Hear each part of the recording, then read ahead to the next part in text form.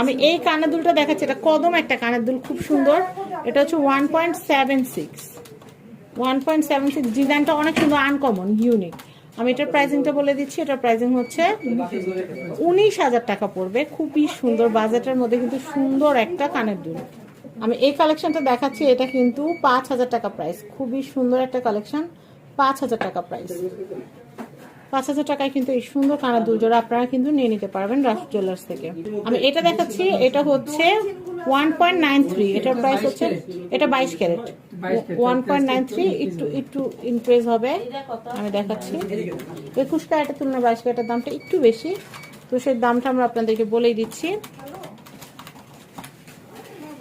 এইটা পড়বে 21,800 টাকা। 21,800 টাকা বাজার থাকলে এটা কেনা যাবে।